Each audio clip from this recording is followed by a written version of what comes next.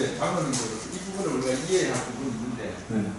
저 부분은 그때 당시에 베드로의 입장에서 그리스도가 십자가 부활 이전에 그리스도를 이해한 것이고 오늘날 우리가 얘기할 때는 그리스도라 그러면 십자가 죽으심과 부활을 다 포함해서 이야기하기 때문에 그렇게 이해를 하는 사람이 억수로 적더라는 이야기죠.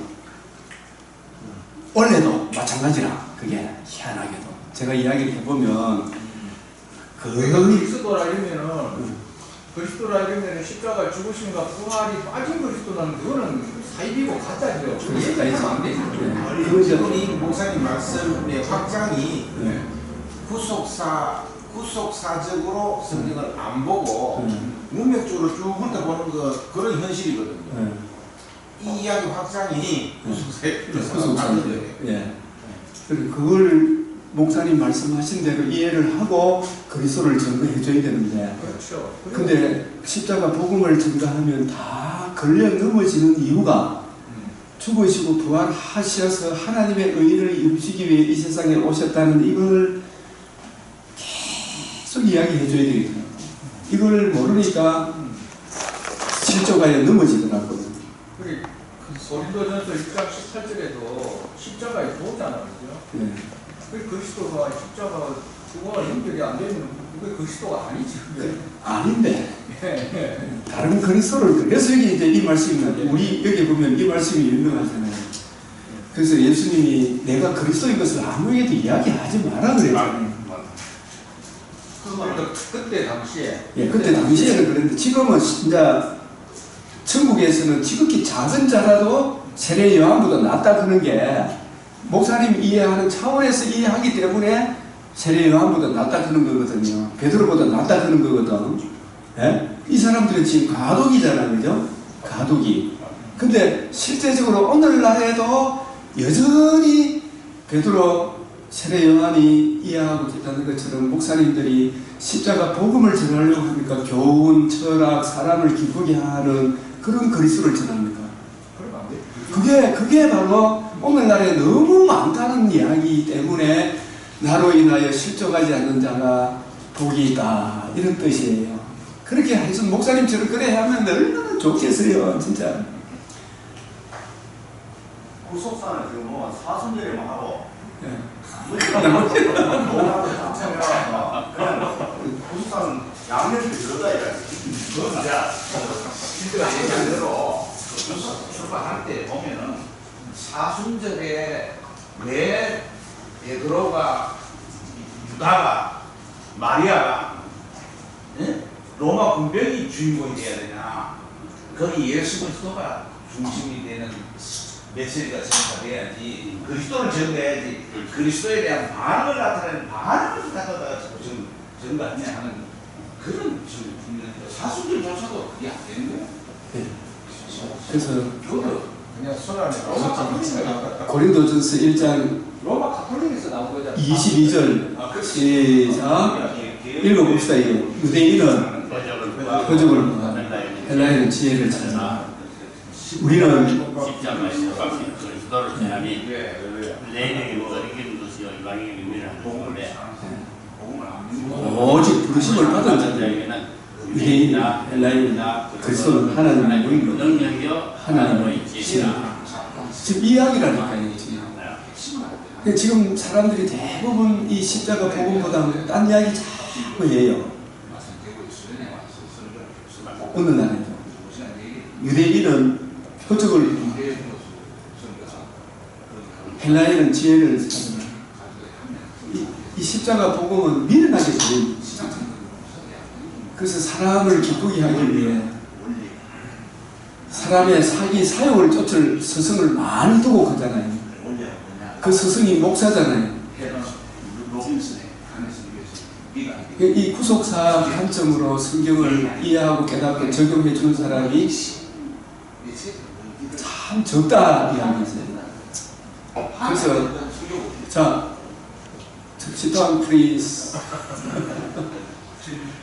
유대인은 표적을 구하고 헬라인은 지혜를 찾는다. 이게 사람들이 자기 사욕을 쫓아줄 메시아를 구하고 일하게 자기를 기쁘게 해주고 목사를 많이 삼는다. 우리는 십자가에 못 박힌 그리스도를 전하는 유대인에게는 그리스도인 것이, 헬라인에게는 이방인에게는 믿음인 것입니다. 그런데 이제도 남은 자가 있더라 이 말이죠. 부르심을 받은 자들에게 예전하시고 택하시고 너희도 가렸느냐 영생의 말씀이 계시면 우리가 네 교회로 가오리까 하는 이런 이제도 남은 자가 있어요. 사대교회도 남은 자 몇 명이 있다. 너가 살았다는 죽은 자, 죽은 교회다. 저거는 뭐 죽었다고 생각하겠습니까? 그러나 이 구속사라는 새 언약의 잣대로다 대보면 청량주로 대보면 너 죽은 자다 이래 되는 거죠. 차라리 차든지 덮든지 불신자를 캐라. 그리고 진짜 신자가 되려면 복음을 받아들여라 이야기죠. 이 복음하는데 복음을 이해하고 깨닫는 게 이게 심히 어렵더라고요. 이게 왜 사람들이 쉬운 줄 알 때는 제가 이래 구속사 많은 목사님들 중에도 그 참석하는 사람도 복음이 뭔고 이걸 설명 하나님의 의의가 뭔지를 아까처럼 정리된 사람을 거의 만나보기가 힘들어요. 그런 식으로 정리가 돼야 되겠습니다. 안 돼야 되겠습니다. 그리스도께서 그죠? 우리 죄를 위하여 죽으시고 고린도 15장 3절 4절 그걸 설명한 게 로마서 3장 25절 26절 4장 25절 그리스도가 침을 당하고 살아나야 뱀의 머리를 상하게 한다. 그게 인을 떼는 거다. 여기까지 이렇게 연결이 돼야 안 됩니까? 그게 안 돼가 있는 거예요. 그게. 복음하는데 복음을 모르더라니까요. 지금 진짜 그 참 유명하다 그런 그분들도 개입주의 했다 그런 그분들도 무슨 수동적 순종, 능동적 순종 이걸 복음을 제대로 이해하면 그런 고백이 나는 안 나온다고 봐요.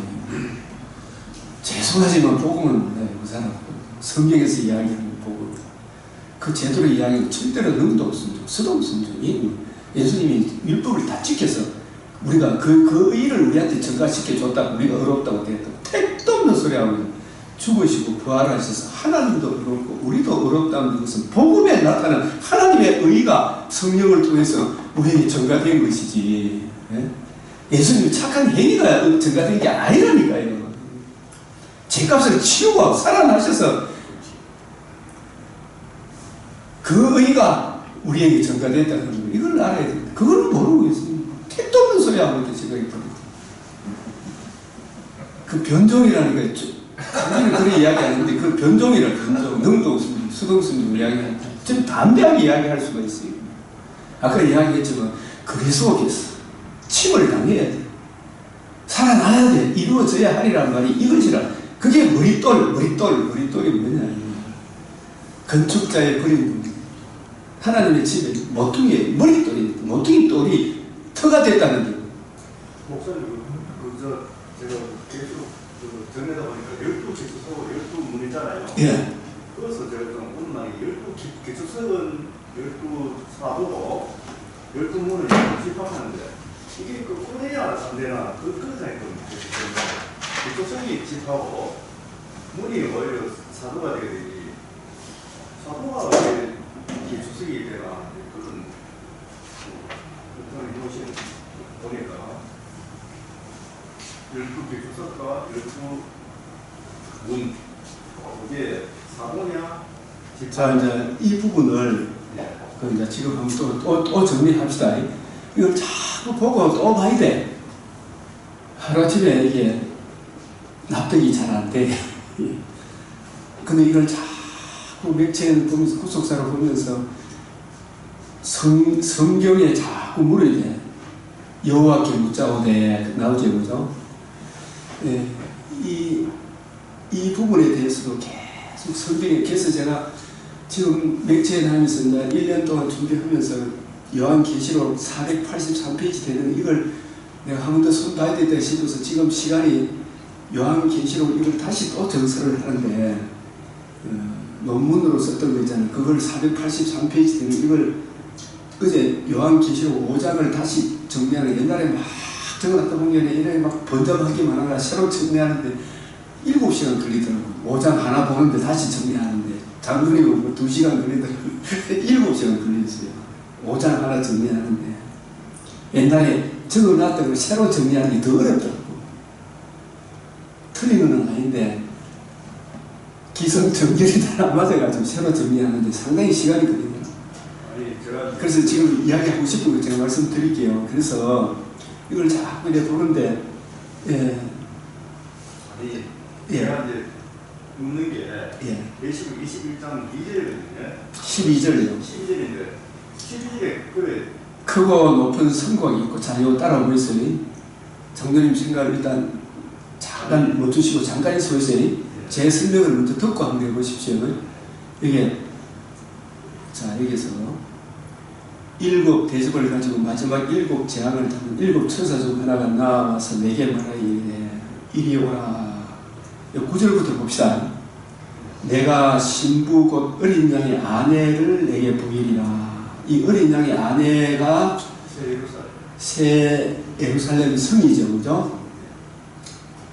이 어린 양의 아내가 이게 이 부분을 종합적으로 이렇게 봐야 되는데 이게 사실은 천국 혼인 잔치의 때로 봐야 되거든요. 이게 나타나는 때가 나타날 것을 미리 보여준 거잖아, 그죠? 성령으로 나를 데리고 큰 높은 산으로 데리고 올라가. 이제 이런 부분도 큰 높은 산으로 올라갔다는 이 말도 그 신구약 전체를 사도 요한의 눈을 열어 하나님의 구속의 경륜, 여자의 후손, 아브라함의 자손, 다윗의 자손, 하나님 아들 그리스도 예수의 다 이루었다 하신 복음, 인을 떼신 그 인이 적용되어진 신구약의 모든 성도가 그 시대마다 현재는 많이 고난을 당하잖아요. 현재는 고난이지만은 장차는 영광이다. 바울이 말씀한 대로 현재 우리가 당하는 고난은 장차 우리에게 나타날 영광과 좋게 비교할 수 없는 장차 나타날 둘째 부활의 이 영광을 구속의 경륜 속에서 계시록에서 마지막 최종적으로 정리해 주는 거 맞죠? 그게 크고 높은 산들의 구속의 경륜 오메가 세상을 보여주는 거잖아요. 하늘로부터 내려오는 거룩한 성 예루살렘을 보이니 이 예루살렘은 완성된 거라고 봐야 되겠죠. 이게 에베소서 여기서부터 이렇게 같이 다 나가야 돼요. 에베소서 2장 20절 너희는 사도들과 선지자들의 터 위에 그잖아요. 여기에서 사도들의 터는 이해가 빠르죠. 12지파의 터라는 것은 또 그거는 뭔가 이런 생각이 안 듭니까? 그게 사도들의 터는 이해가 되죠. 그거는 뭐예요, 터가? 마태복음 16장 16절 플러스 마태복음 16장 21절이 터가 되겠죠. 그게 복음이잖아요. 이해됩니까? 복음에 나타난 하나님의 의 이것 중심으로 예수님이 40일 동안 제자들을 무장시켜서 예수님 대신 성령을 보내셔서 제자들이 이 복음 중심으로 사도행전의 역사를 일으켜가죠. 사도행전 내용 보면 전부 다 이야기예요, 사실은. 계속 그 이야기하고 있어. 다시 보라니까, 가는 곳마다. 계속 좀 틀을 이야기하거든요. 이렇게 복음을 이야기하는 거예요. 사도에 의해서 완성됐다. 예, 사도들의 터란 말은 신약의 12사도가 12지파를 심판한다고 그랬죠. 왜 12지파를 심판한다는 표현을 썼어요? 현재 12지파가 원래 12지파의 터는 뭐예요? 야곱의 이것도 이제 창세기로 또 가야 돼. 이거 터를 알라 그러면 12지파의 터를 알라 그러면 아브라함과 이삭과 야곱에게 언약하신 그 언약이 자, 일단은 자 그러면 여기서 선지자들의 터는 뭐예요? 이 선지자의 틀을 이해하려고 하면 아까 이야기한 다시 또 정리합시다. 몇 장 어디를 봐야 돼요? 선지자의 틀을 이해를 하려고 하면 누가복음 24장 아까 이야기 다시 정리합시다. 마태복음 16장 16절 플러스 21절 이것이 요한복음 19장 30절에서 다 이루었다 했었죠. 이루은 것이 예수님이 부활하셔서 비로소 이제 선지자들과 모세와 선지자들 시편에 기록된 모든 것이 이루어져야 하리란 말이 이것이라. 이것이 뭐예요? 다 이루었다 하신 복음이죠. 그 복음으로 주어지는 하나님 나라의 영광, 그 영광이 주어지려면 뭐가 이루어져야 돼요? 터가 이루어져야 되잖아요. 건축자의 버린 돌이 예수님이잖아요. 부활하심으로 하나님의 집에 터가 이루어졌죠. 모퉁이 돌이 머릿돌이 되었다 말은 다 이루었다. 이게 다 이름이 복음이 이루어진 거예요. 부활해야 복음이 이루어진 거죠. 이 복음에 뭐가 나타났다? 하나님의 의가 나타났다. 이 의가 신구약 구약 성경에 이루어져야 하리라는 말의 핵심, 모세도 다윗도 모든 선지자도 이루어져야 하리란 말, 이건 내게에 대하여 예수 그리스도가 하나님이시며 계속 사람으로 오셔서 대신 죽으시고 부활하심으로 뭘 이룬다? 천하 만민이 들을 수 있는 최고의 기쁜 소식, 복음을 이룬다 그런 거 있잖아요. 이 복음을 구약 성경이 증거하고 있습니까? 안 하고 있습니다. 그게 선지자들의 터라는 말은 누가복음 24장 25절 27절 엠마로 가는 두 제자에게 선지자들이 기록한 구약 성경이 바로 내게에 대하여 기록했다는 거죠. 이루어져야 하리라는 말, 복음이잖아요. 복음이 이루어지고 난 뒤에 성경이 해석이 되잖아요. 그래서 이 터도 복음을 이야기하죠. 선지자들 터도. 그래서 우리가 누가복음 16장에 나사로와 부자 비유 있죠. 나사로가 천국 간 이유가 뭐냐 이를 물으면 여러분 어떻게 해석해야 된다고 그랬어요? 나사로는 왜 천국 갔어요? 그 뒤에 보면 모세와 선지자의 글을 믿지 아니하면 죽은 자가 다시 살아나도 안 믿는다는 거죠. 모세와 선지자의 글이 선지자들의 터, 모세와 선지자의 글이 누구를 증거해요? 예수가 누구신가? 예수님이 그리스도는 어떤 그리스도인가? 내 죄와 허물을 위하여 죽으셔서 하나님의 의를 이루실 것을 나사로는 그걸 믿고 있었던 거예요. 그죠? 예? 그거 때문에 천국 간 거예요. 의롭다는 걸 얻어.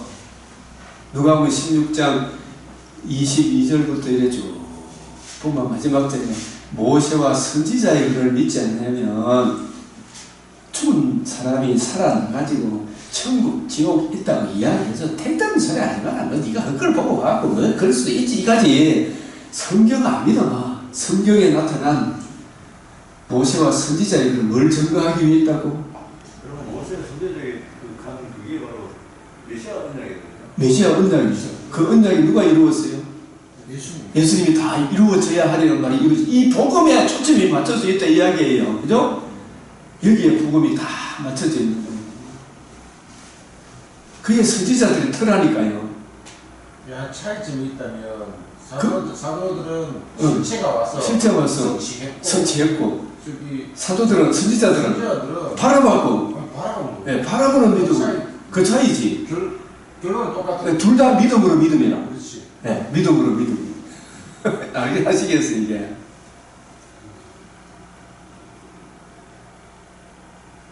나의 의인은 오직 믿음으로 말미암아 산다. 구약에 오실 메시아, 여자의 후손, 아브라함의 자손, 다윗의 자손, 예수 그리스도를 바라보고 믿는 메시아를 바라보는 메시아의 대속의 은혜를 바라보는 그 믿음으로 의롭다고 그러는데 그 터가 모세와 선지자의 글이 증거하는 이루어져야 하리라는 말이 이것이라. 내게 대하여, 그죠? 예수님의 무엇에 대하여? 예수님의 복음에 대하여. 그 복음으로 이루어지는 하나님 나라에 대하여. 예? 이걸 우리가 이해를 해야 돼요. 이런 부분들에 대해 우리가 좀 더 자세하게 알고 있어야 돼. 그죠? 그 예수님 5장 5절에서 말하는 영원한 은혜 어떤 그것도 맞죠, 그래. 예. 이 터를 이야기하는 거예요. 그게. 예, 같은 이야기가. 이게 다니엘서 9장 24절에서 27 지난주에 하셨지만 그 괜히 강조했잖아요. 자꾸 이게 듣고 배우고 이래 해야 돼요 이게. 제가 오히려 전진서 이제 그걸 이제 두드리 부숴야 된다. 그 두드리 부숴기가 만만치 않을 거예요. 그건 진짜 부숴야 돼요. 그걸 안 내려놓으면 이게 안 풀려. 진짜 그 다니엘서, 게스겔서, 스가랴서 그 성경을 종합적으로 종합 선물이지 따로 떼어놓으면 마귀의 말이 돼요. 마귀의 말도 있는데 뛰내리라 이게 마귀의 말입니까? 하나님 말씀입니까? 연결되어 있기 때문에 종합 선물이기 때문에 하나님 말씀이다 이렇게 하는 거예요. 우리 교회 목사님 금요일날 설교하시는데 그것도 무천설이라 무천설 쭉 하길래 내가 끝나고 나서 했어요. 목사님 왜 무천설만 합니까? 전설을 안 켜는 예배 시간에 이 나가르칠 수도 있겠습니다. 왜 한동안 가냐고 제가 왜 그래 사람이 편 빠지냐고 전체를 켜야 되지. 저는 아니 그 담임 목사가 그 성도들한테 그 선택 사항을 주면 안 돼요. 그 저는 무천년이 아니고 구속사적 무천년이다 이렇게 이야기를 합니다. 구속사적 무천년이다. 아까 믿음으로 믿음에 이른다 그러면 앞에 믿음은 메시아 오실 것을 믿는 믿음으로 바라보는 믿음. 바라보는 믿음으로 믿음에 있는 것도 말씀드립니다. 예, 믿음으로 믿음으로. 의에 이르고 신약시대 우리들도 이루어진 의를 믿음으로 우리도 의롭다함을 얻는다. 히브리스에 우리가 아니면 저절로 온전함을 이루지 그렇지, 못한다는 말이 그렇지. 고약이다. 우리가 예수님이 이루신 의를 믿음으로 우리는 온전함을 얻었는데 우리가 믿는 이 믿음이 없으면 저들도 온전함을 못 얻는다 이런 뜻이었어요. 그게 1차적인 의미고 두 번째 의미는 우리 삶 속에서 불신자일 때도 복음에 나타난 하나님의 의를 믿음으로 모욕했죠. 구원 그 위에도 계속 그 의의 깊이 높이 넓이 깊이를 이해하고 묵상함으로 의롭다함을 이루어가는 거예요. 구원을 이루어가는 거예요. 그죠? 성화다 그게. 그 성화는 내 공로입니까? 하나님의 의의 계속적인 적용입니다. 하나님의 의의 계속적인 적용이라니까. 우리 보통 설교는 내가 자꾸 그렇지. 내가 잘하고 내가 뭐 그래야지 모르고 하는데 네. 막상 딱 들으면 성화보다 네. 하나님 되게 스님이 자기가 하시는데 네.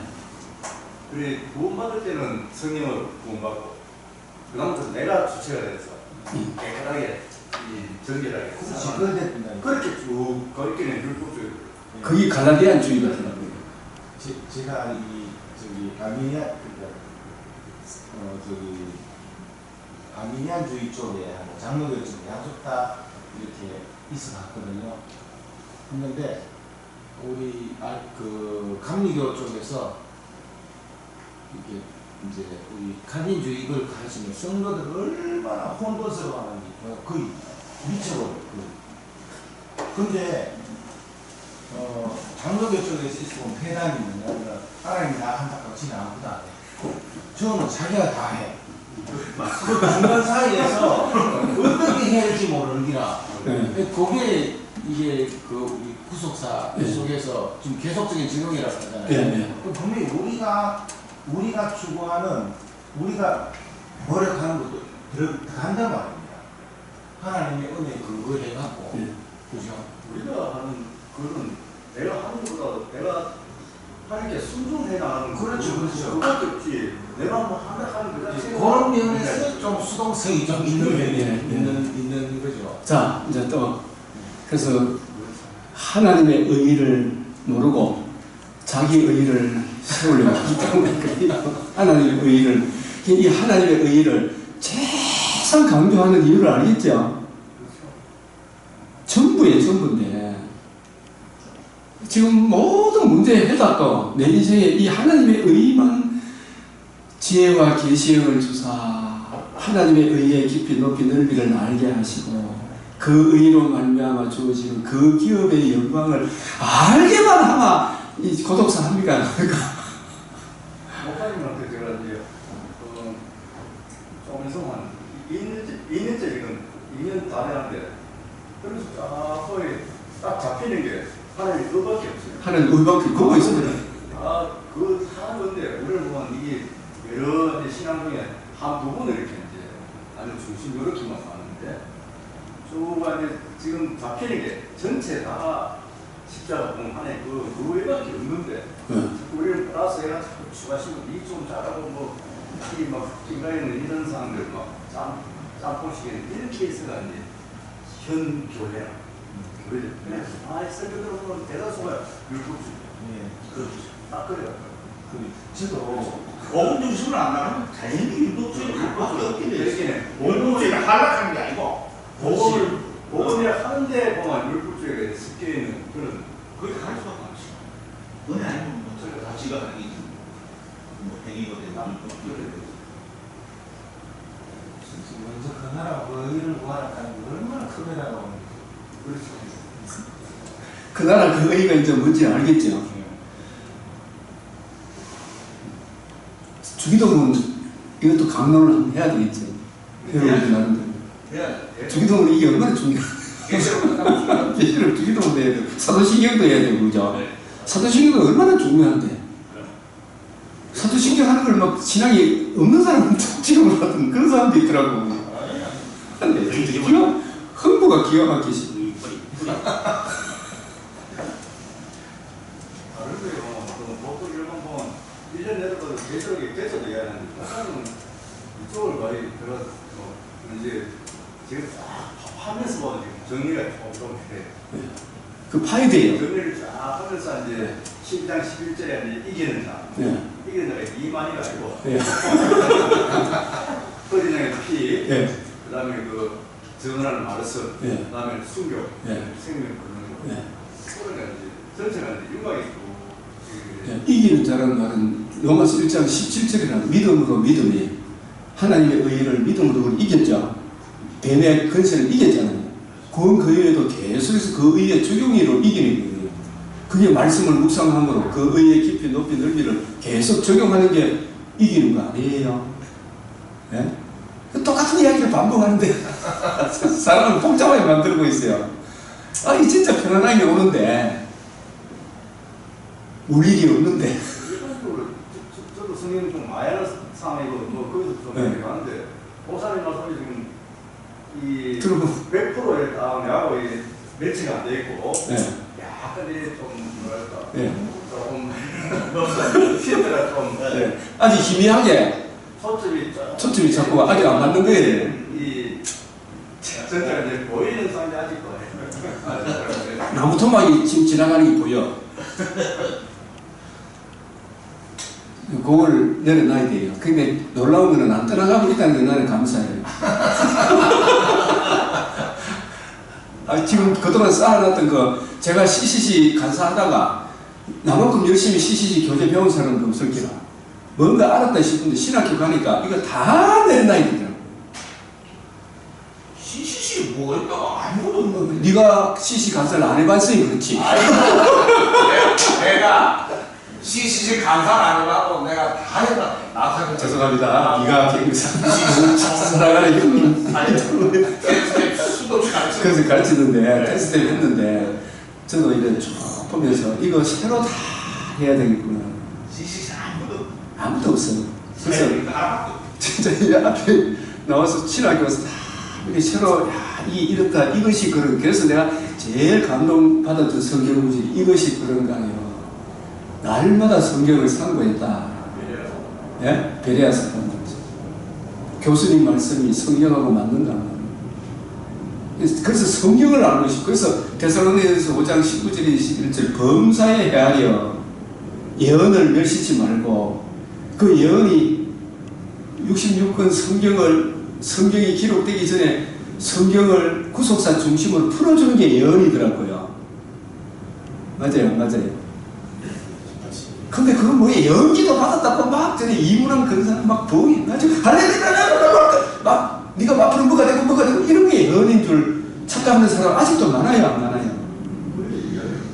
지금 저는 늘 이 개인학기를 예언자하고 예언가 성경은 예언자라고. 그런데 보통 예언가 무당들. 그 성경에서 이야기하는 예언하는 걸 그쪽으로 그쪽으로 갖다 붙이는 건데 예언을 멸시하지 말며 성령을 소멸하지 말며 이게 성령을 소멸하는 게 어떤 사람이 방언기도 하고 뭐 어떻고 저쩌고 이런 걸 막 그런 거 하지 마라 그런 게 아니고 성령을 소멸한다는 말은 신약 성경이 기록되기 전에 오순절 40일 동안 성경을 공부하고 배웠던 진짜 성령 세례 받고 성령 충만함을 받은 주님의 종들이 있을 거 아닙니까? 남녀 종들이.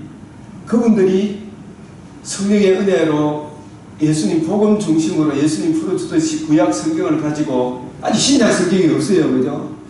그걸 예수님 복음 중심으로 풀어주는 그것을 데살로니가 사람들처럼 유대인들이 뭐 이런 놈이 되는데 성경을 그런 식으로 풀어 그러면서 바울한테 막 대드는 거 있죠? 그게 성령을 소멸하는 거예요. 범사에 헤아려 바울이 증거할지라도 내 속에 누가 계세요? 성령, 저분이 이야기하는 거 내가 아직 덜 못 깨달았나? 내가 알고 있는 게 저기 잘 틀리나? 범사에 헤아려. 그래서 브리스길라 아굴라는 유대교에 있다가 예수님 복음을 듣고 믿은 사람이잖아요. 그죠? 그래서 바울이 설교가 처음 하고 보니까 계속 공부하니까 일관성 통일성 속에서 자리를 잡았겠죠? 예? 자리를 잡고 저는 지금까지 개인 학교를 죄와 허물로 죽었다는 거예요. 네.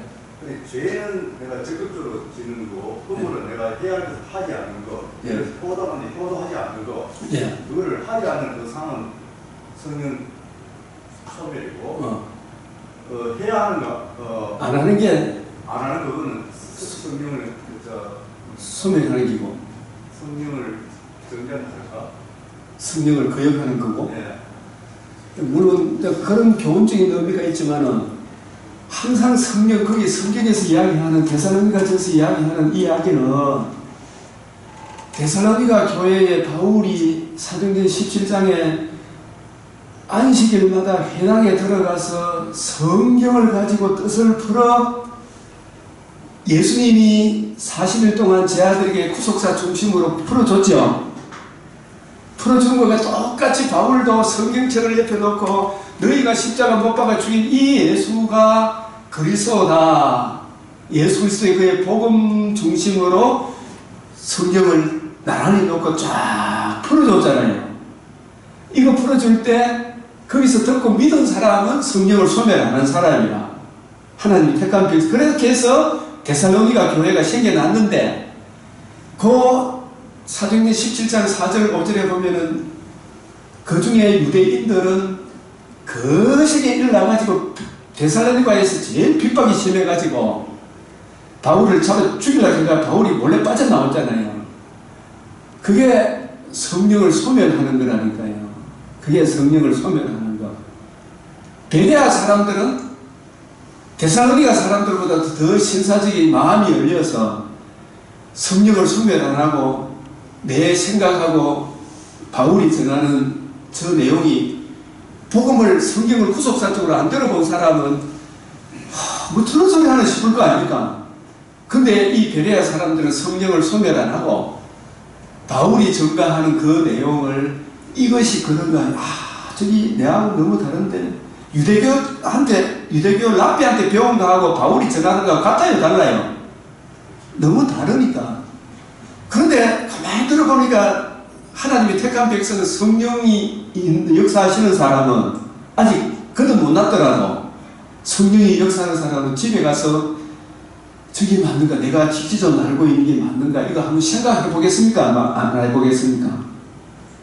생각해 보겠죠. 그래서 그게 성령을 소멸 안 하고 집에 가서 이것이 그런가 하여 공부하는 거예요. 저는 이렇게 공부했다니까. 제가 처음에 신학교 김세영 교수님의 신약 해석학 할 때 이 구절이 저한테 굉장히 와닿아서 안 맞는, 이게 맞는가 안 맞는가. 나는 이래 이해를 했는데 교수님은 이렇게 이야기하고 있구나. 집에 가서 성경을 우리 집사람이 할 거라 내가 맨날 그걸 다시 녹음해가 와갖고 녹음이 또 좋다는 것 같고 녹음해서 그 집에서 다시 듣고 정리를 하니까 아 이게 이런 의미구나.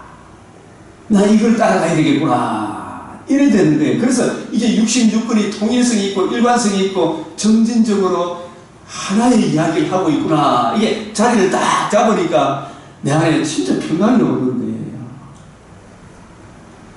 그래서 데살로니가 바울이 몰래 빠져나온 게 마음이 너무 아프고 해서 그렇게 해서 데살로니가 전서를 썼죠. 그 마지막에 성령을 소멸하지 말며 이 말이 바울이 복음을 전할 때 또 바울 외에 다른 사람이 아직 신약 성경이 없을 때예요. 그죠? 예수님이 엠마오로 가던 두 제자에게 풀어주듯이 40일 동안 제 아들을 예루살렘에 불러 모아서 이루어져야 하리라 말이 이것이다. 이 복음 중심으로 구약을 풀어줄 때에 그걸 풀어주는 그것을 예언이라고 그래요. 예언을 멸시지 말고 목사님이 설교하는 거 목사님 그건 아니잖아요. 가지 말고 집에 와서 한 번 더 성경을 가지고 생각을 해보라. 목사님이 무천년으로 설교하더라도 먼저 목사님한테 이야기를 하기 전에 성경을 가지고 목사님 이렇게 설교했는데 이런 부분이 안 맞으면 나중에 가서 이야기를 하는 건 맞아요. 목사님 이건 이렇게 저는 생각하는데 요게 좀 더 자세하게 설명해 주시면 좋겠습니다. 그죠? 이런 마음을 가지는 게 안 맞겠어요. 예언을 멸시지 말며 성령을 소멸하지 말며 이 말은 바울이 예루살렘 데살로니가에서 해당이잖아요. 해당은 유대교잖아요. 구약 성경을 갖고 있잖아요. 그걸 풀어줄 때 유대인이 세상에 그런 게 어딨나 그러면서 저런 놈은 살려둘 자가 아니다 그러면서 막 바울을 때려 죽이려고 하는 그게 소멸하는 거라니까요.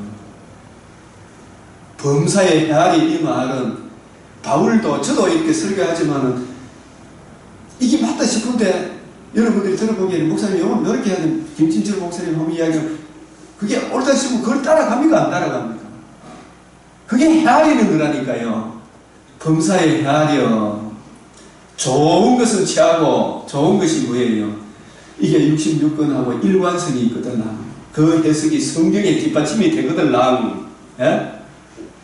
예수 그리스도가 그의 복음을 증거하는 데 지장이 없거든.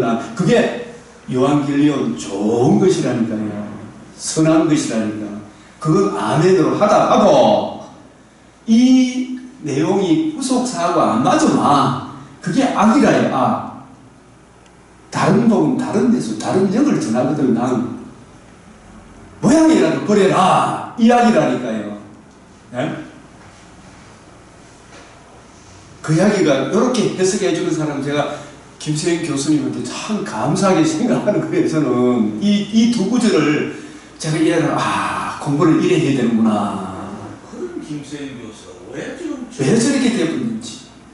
그랬다네. 그러기에 아사 왕이 그렇게 여호와를 의뢰하다가 조금 뒤 인기가 올라가니까 옆으로 새고더라 이 말이죠. 끝까지 가봐야 돼. 끝까지 가봐야 돼. 그래서 우리도 항상 겸손히 영을 달라고 기도해야 합니다. 겸손히. 겸손히 영을 달라고. 데살로니가전서가 이렇게 해석해야 이렇게 해석하는 사람들이 아직도 한국교회는 목사님들 중에서도 거의 우리 전광 목사님도 이 부분을 이렇게 해석 안 할 거예요. 안 하지. 그 이단은 아니에요. 제가 볼 때는 분명히 아니에요. 이단이라 그런 그 사람들이 이단이에요. 아니 한계쪽에서 한기총 그 사람들이 이단이라니까. 이 목사님 말은 이단이지. 이게 왜 이단?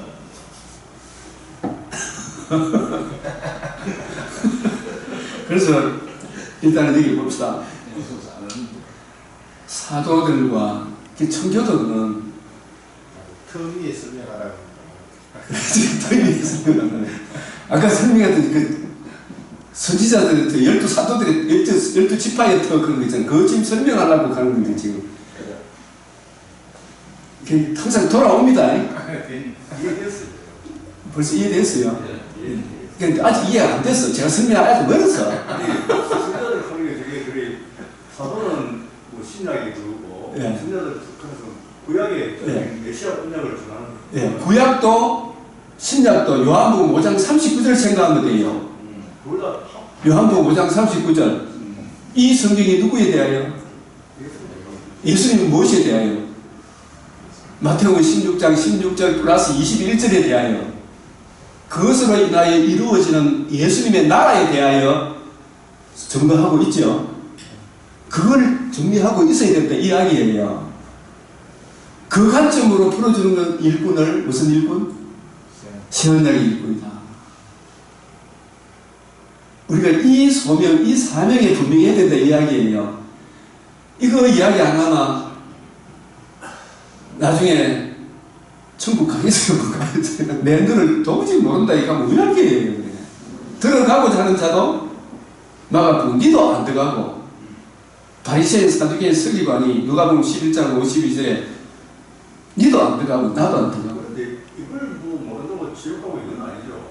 왜냐하면 예수님이 십자가 복음을 확실하게 그걸 아는데 그 이후에도 세언약의 일꾼은 바울과 같이 높고 낮은 사람들의 내가 지금까지 한 것은 예수 그리스도 그의 십자가 외에는 아무것도 알지 않기로 작정을 해야 됩니까? 안 됩니까? 그거 안 전하면 사람이 흘러 떠내려가요. 갈라디아 교회가 왜 생겼겠어요?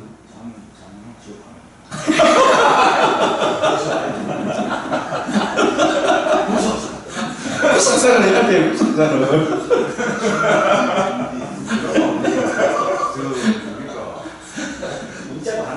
문자고 하는데 문자고 하는데 죽자고 딸들이.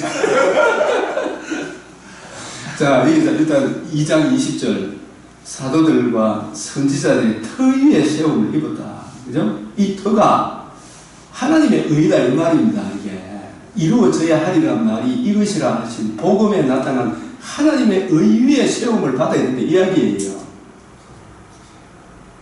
내가 이 반석 위에 교회를 세우리라 했잖아요. 그죠? 거기서 한 걸음 더 나가야 된다 이 말이에요. 반석 대신 그리스도가 우리 죄를 위하여 죽으시고 부활하심으로 뭘 이루었다?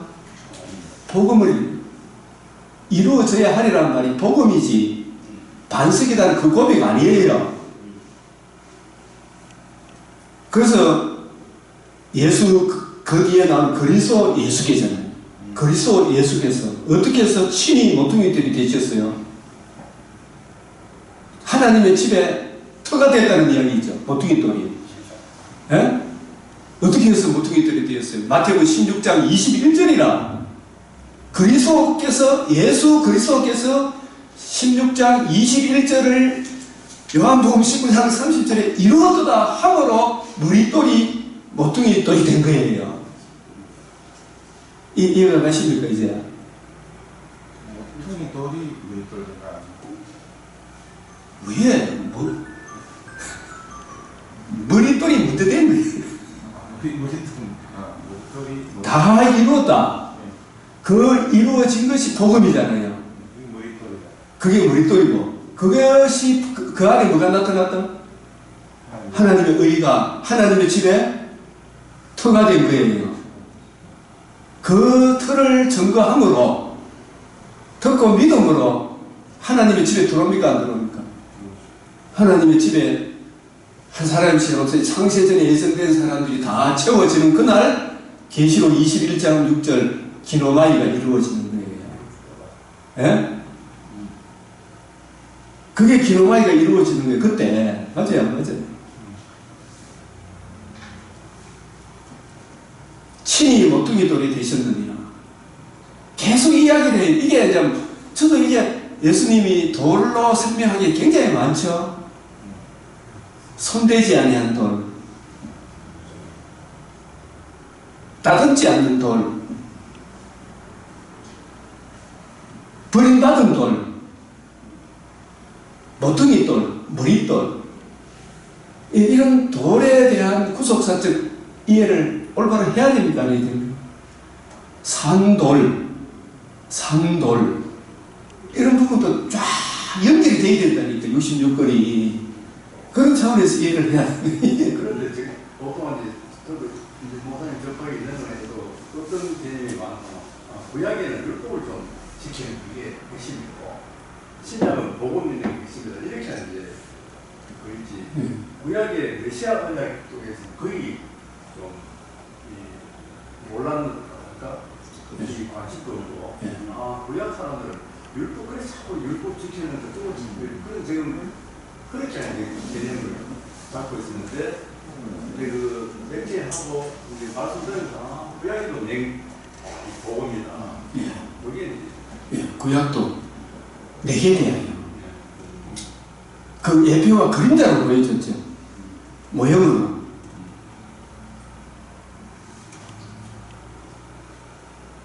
그래서 그의 안에서 건물마다 서로 연결하여 주 안에서 뭐가 되어가고 성전이 되어가고 그의 안에서 친히 모퉁이 돌이 대신 복음 안에서 예수 그리스도 그의 복음 안에서죠. 그 복음을 떠나면 건물이 같은 건물이 아니죠. 그 복음 안에서 서로 유대인과 이방인이 서로 연결하여 주 안에서 성전이 이 성전은 계시록 21장 6절에 기노마이 다 이루었다는 하나님 나라가 완성된 날이 오죠. 진짜 이미 이루어지고 있지만 계시록 21장 6절을 향하여 달려가고 있죠. 지금 성전이 되어가고 이게 계시록 21장 9절에서 11절에 나오는 하늘에서 내려오는 어린 양의 아내를 내게 보이리라. 새 예루살렘 성을 보니 하나님의 영광이 있어 벽옥과 수정같이 보이더라.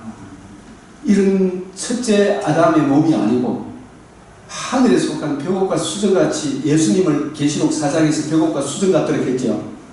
보좌에 앉으신 이의 모양이 그 모습으로 우리도 몸에 부활을 한다 이 말이에요. 예수님 부활의 첫 열매가 되심으로 그 열매에 참여하는 거예요. 주 안에서 서로 연결하여 성전이 되어가고 지금은 다 지금 공사 중인데 이게 이 성전에 왜 이것도 이제 생각을 해봐야 돼. 저는 이제 구속사주니 저도 이런 부분에 대해 자꾸 하나님 질문을 주고 그게 답을 주니까 이렇게 이야기를 하는 거예요. 지금 뭐 원고 없어도 되죠. 이 성경이 메시지를 통해서 훈련이 되니까 이래 되는 것 같아요. 왜 안목사님 교회를 예루살렘 성이라고 하잖아요. 왜 교회를 예루살렘 성이라고 해요? 장차 주님 오실 예루살렘에서 신부 아닙니까? 신부인데 그래. 구약에서 예루살렘을 사랑하는 자는 형통하리라. 이렇게 예루살렘을 왜 우리는 교회로 보죠. 시온에 오시는 주 예루살렘을 구약에서 왜 예루살렘을 교회라 이야기하는가?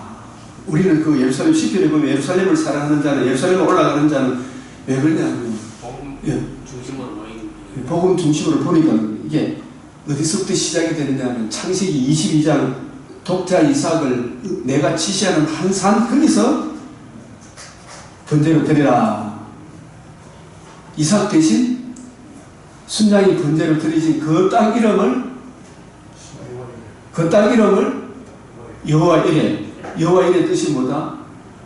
여호와의 산에서 준비가 되리라. 여호와의 산에서 순양의 주인공은 순양은 그림자죠. 이삭도 그림자죠. 그 산에서 순양 그림자의 번제로 드린 그림자의 주인공 창것 하나님의 아들이 아브라함의 독자 이삭과 같은 하나님의 아들이 시온산에 오셔서 우리 죄를 위하여 죽으시고 부활하셔서 우리에게 이름을 주셨잖아요. 이름 복음을 주셨잖아요. 그 복음이 그 이름을 두시려고 택하신 곳이 예루살렘 성이잖아요. 예? 이 관점으로 스가랴서도 이해를 해보면 이해가 빨라요. 예루살렘 성을 아무도 감당치 못하는 성벽이 예루살렘 성에 그 이름을 두시려고 택하신 것 시온에 내 아들을 세웠다. 구원이 시온에서 온다. 그 시온이 이삭 대신 순양 대신 순양 이삭 그림자로 참거진 하나님의 아들이 시온산에 임마누엘 하셔서 말씀이 육신이 되어 우리 죄를 위하여 죽으시고 부활해서 우리에게 복음을 이루시고 우리에게 이름을 주셨다 그러잖아요. 그 이름을 두시고 택하신 것 다 이루었다 하신 예수 그리스도와 그의 복음이 오실 곳이기 때문에 예루살렘이라. 그래서 우리를 새 예루살렘 성이라는 것은 새 예루살렘, 구약의 예루살렘 성에 성전이 그 이름을 두시고 택하신 장소죠. 성전의 중심이 언약궤잖아요. 언약궤를 만군의 여호와 이름으로 불리는 것이라고 그랬잖아요. 그 언약궤의 주인공이 예루살렘 성에 입성할 때에 예수님이 마태, 마가, 누가, 요한복음에 6월절에 맞추어 예루살렘에 올라가시기로 굳게 결심하시고 예수님이 예루살렘에 입성하실 때에 사람들이 뭐라고 찬송했습니까? 주의 이름으로 오시는 이요 호산나 이렇게 이야기하죠. 주의 이름으로 오시는 이. 그 예수님이 주의 이름으로 오셨다는 말은 언약궤는 그림자고 언약궤의 주인공으로 이 예루살렘에 입성하셔서 우리를 위해서 뭘 해주셨어요? 죽으시고 부활하시고 복음을 이루셨잖아요. 복음을 주신 예수님이 이제 우리를 구원하소서. 예수 그리스도와 예수님이 이루신 복음을 듣고 믿음으로 내 안에 주의 이름이 들어온 것과 같은 거죠. 내가 주의 이름 안에 들어간 것 같은 거예요. 그래서 구약의 예루살렘을 교회라 하는 것은 오실 메시아 예수 그리스도를 보여주는 성전이 있고 언약궤가 있기 때문에 예루살렘 성을 교회로 보고 신약의 새 예루살렘 성은 저와 여러분이 예수님이 다 이루신 복음을 듣고 믿음, 그 복음을 지키고 보수하고 예수 그리스도와 그의 십자가 복음에는 아무도 알지 않기로 시부의 정대를 지킬 이 사람들이 재림의 그날에 어린 양의 신부로서 새 예루살렘 성으로서 그 새 예루살렘 성은 가면 사도들과 선지자들이 더 12지파에 더 예수 그리스도와 그의 복음을 가슴에 품고 죽기까지 충성한 계시록 14장 4절에 어린 양이 어디로 인도하든지 따라가는 자는 정절을 지킨 사람이 했잖아요. 그죠? 흠이 없는 사람, 예수 그리스도와 그의 복음을 지켰기 때문에 새 예루살렘 성, 정결한 신부, 어린 양의 아내 이렇게 이야기하는 거예요.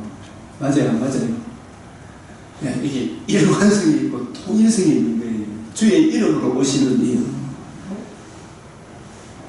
낙이 이렇게 탄 거 이것도 전부 다 보면 낙이는 부정결한 짐승인데 이 부정결한 짐승을 정결케 하기 위하여 주의 이름으로 오셔서 호산나 이제 우리를 구원하셔서 죽으시고 부활하셔서 그 은혜를 우리에게 적용해 줌으로 이 부정결한 나귀와 같은 내가 정결함을 입어 주님의 신부가 된 거예요. 내가 예수 그리스도와 그의 복음을 주신 예수 그리스도를 모셨기 때문에 새 예루살렘 성이 된 거예요. 우리가. 그래서 시온 성이 된 거예요. 목사님 그게 그 에발산에 그 번제단 에발산에 그거 같은 거지. 에발산에 에발산이 저주인데 그 저주를 에발산의 제단에 드려진 제물이 대속하잖아요. 예, 그랬어요. 그래서 축복이 주어지는 거예요. 그 대속의 은혜를 믿음으로. 그래서 우리는 예수 그리스도 십자가 복음 외에 자랑할 게 없다니까요. 그래서 선지자들과 사도들의 터 위에 세우심을 입은 자라 그리스도 예수께서 친히 모퉁이 돌이 친히 임마누엘 하셔서 친히 자신의 몸을 성령으로 단번에 들이시고 친히 부활하셔서 하나님의 의를 이루심으로 그 의가 하나님의 집에 터가 되죠. 모퉁이 돌이 되죠. 다 이루신 머릿돌이 모퉁이 돌이 된 거예요. 이게. 그래서 그 안에서 그의 안에서 예수 그리스도 그의 복음 안에서 우리가 건물이죠. 건물인데 이게 이 교회 예배당입니까? 저와 여러분을 건물이라고 하는 작은 예루살렘 맞아요? 맞아요?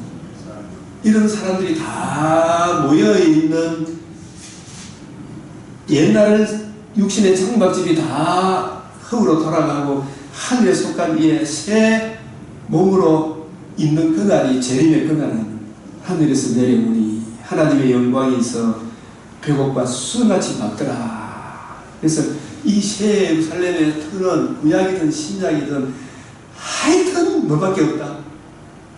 복음밖에 없다. 예? 그래서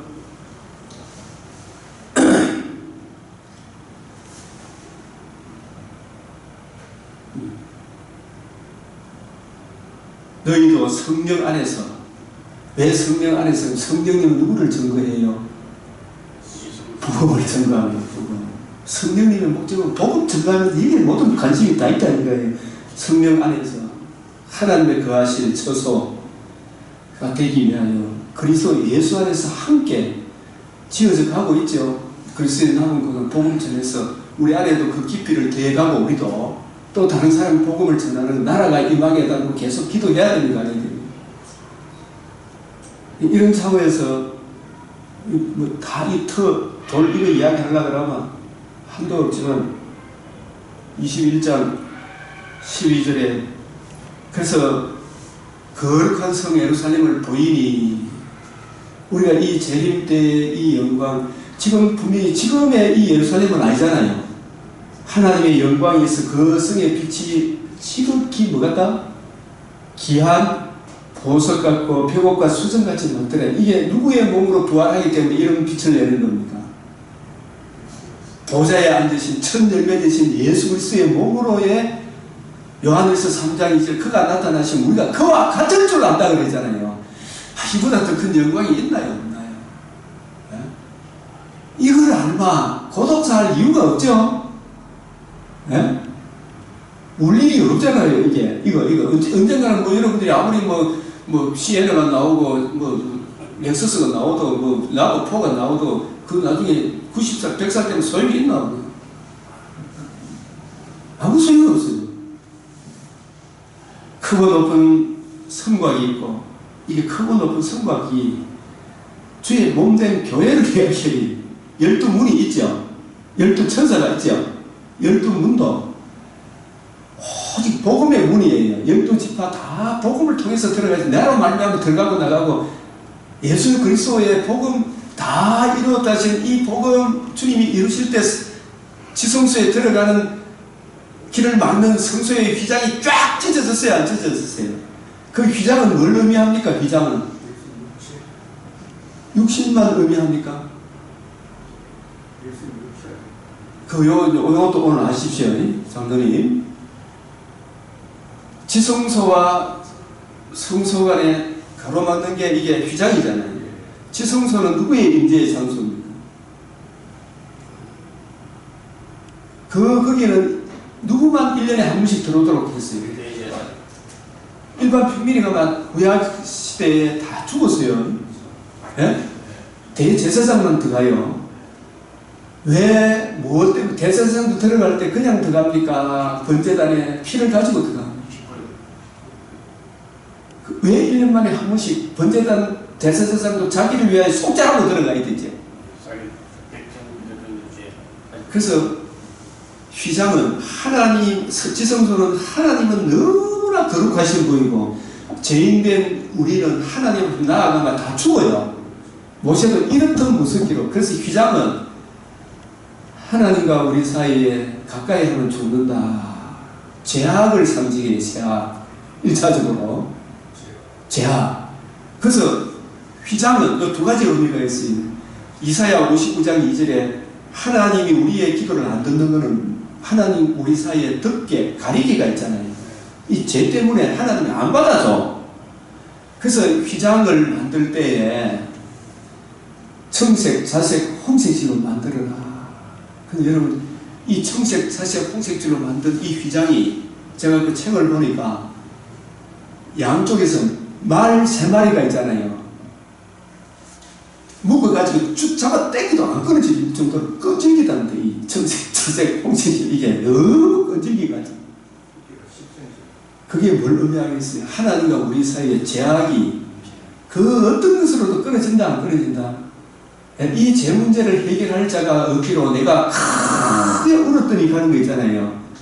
이 죄악의 깊이 높이 넓이 이걸 해결할 자가 없는 거예요. 근데 이 죄 문제를 예수 그리스도의 인격과 성품을 이야기하는 청색, 자색, 홍색설을 예수님 인격과 성품, 죄 없는 주님의 몸을 이야기해요. 근데 그 몸이 우리 죄를 위하여 자신이 십자가에 대속할 때, 예? 그 죄악, 끈질긴 죄악의 문제를 예수님이 다 짊어지시고 창에 허리 상하여 물과 피를 흘려서 그 가죽이 말라붙은 그 저주를 친히 담당하실 때에 그 죄악의 문제가 상징하는 휘장이 위로부터 아래로 어떻게 됐어요? 쫙 찢어졌죠. 예? 그게 다 이루었다. 대속의 죄 문제 해결하시고 사흘 만에 살아나심으로 하나님의 의가 이루심으로, 예? 예수님이 땅에 있는 지성소에 들어가셨습니까? 부활하시고 나서 이 복음을 전하고 하늘 지성소로 바로 가셨습니까? 그래서 구약의 지성소도 찬 것입니까? 그림자입니까? 휘장도 그림자죠. 그 휘장은 예수님의 몸인데 왜 찢어졌느냐? 그 휘장은 우리의 끈질긴 하나님과 우리 사이를 가로막는 끈질긴 죄악인데 죄 없는 소재로 오신 인격과 성품에 흠도 없고 티도 없는 그분이 내 죄를 짊어지심으로 그 죄악을 완전히 청산했던 점에서 위로부터 아래로 쫙 찢어져가 천국 가는 길이 열린 거예요. 그래서 예수님이 내가 문이다. 뭐가 문이다? 나를 사랑하사 세상을 이처럼 사랑하사 내가 짊어져야 될 죄를 주님이 다 짊어지셨구나. 그 은혜를 믿음으로 내가 지성소 나아가는 길이 우리를 위해서 들어가신 하늘 지성소. 그래서 우리는 시시로 이제는 제사장입니까? 대제사장입니까? 지성소 하나님 존재에 나아가는 길이 열려서요, 안 열려서요? 예수 그리스도께서 나를 사랑하사 자기 몸을 부리신 죽으시고 부활하신 하나님의 의를 듣고 믿는 사람은 시시로 하나님 안에 나아갈 수 있습니까? 못 나아가죠. 나아가죠. 그래서 우리를 신약의 모든 성도는 대제사장 지위를 얻은 사람이다. 예? 그래서 성령과 진리 안에서 예배 드리는 자, 곧 이때다. 예수님이 이루신 복음이 진리잖아요. 그 복음을 의뢰하여 시시로 하나님께 우리 주일날도 이 은혜를 의지하여 예배드리고 기도할 때도 이 은혜를 의지하여 하나님께 말씀을 듣고 배우고 또 삶에서도 너희 몸을 산 제사로 이 은혜를 의지하여 하나님의 영광을 위해 드리는 게 이게 시시로 하나님께 나아가는 거 아니에요. 주님과 교제하는 거 맞죠? 내가 문이다. 그런 의미 아시겠습니까? 하늘 문이 열리니 찬송이 있잖아요. 네? 비장이 예수님의 육체도 되고 죄도 되고 죄인데 그 죄 문제를 누가 끈질기면 죄악을 상징해요. 하나님과 우리 사이 가로막은 거죠. 그걸 보여주기도 하고 그 죄 문제를 누가 담당했다? 청색, 자색, 홍색술 깨끗한 인격과 성품에 예수님이 담당하실 때에 그 죄악을 상대한 죄가 영원히 청산되었다. 그런 뜻이에요. 그리고 히브리서 10장 19절에 휘장은 예수님의 몸이다. 이사야 53장의 죄를 담당하신 그 부분을 설명합니다. 예, 그걸 보고 설명합니다. 이사야 53장을 담당한 거예요. 이사야 59장 2절에 죄악이 우리를 가려다는 거예요. 지성소는 하나님의 공의의 임재의 장소예요. 이사야 12장 5절에 6절 25장이나 그날이 이르면 이 말씀 보면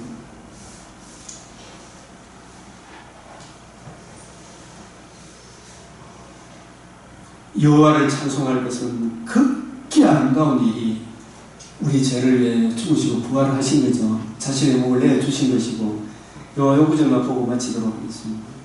이사야 25장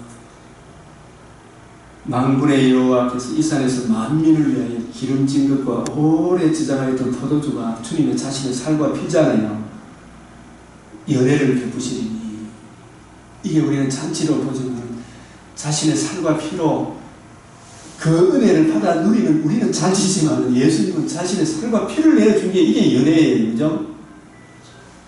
골수가 가득한 기름진 것과 오래 저장하였던 맑은 포도주는 뭐냐면 창세기 3장 15절부터 오랫동안 저장해 두었던 맑은 포도주가 여자의 후손 아브라함의 자손 하나님의 아들 그리스도의 살과 피가 오래 저장하였던 맑은 포도주 맞죠? 예? 이 산에서 모든 민족, 이 산이 어디예요? 이삭이 대신 순양이 번제로 된 시온산에서 예루살렘 예수님이 주의 이름으로 오셔서 이 성전을 흘러 내가 사흘 만에 일으키리라. 자신의 몸을 단번에 들이시고 부활하시고 모든 민족의 얼굴을 가리게 봐. 이게 죄로 인하여 하나님께 못 나아가. 그죠? 강한 자의 무장 때문에. 그죠? 근데 가리개가 열방 위에 덮개가 뭐예요? 이게 휘장을 의미하는 하나님께 못 나아가요. 이 죄를 이야기하죠. 사망을 영원히 멸하실 것이다. 하나님의 의로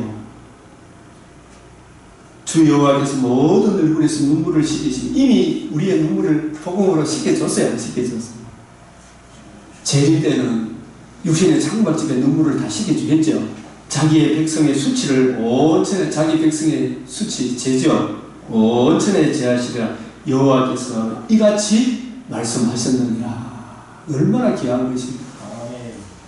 이 은혜 안에 한 주간도 이 계시록 21장 이건 아주 다시 설명을 더 해야 돼요. 설명할 게 한두 가지가 아니에요. 그죠? 이 깊이 높이 넓이가 많이 적용되기를 바라겠습니다.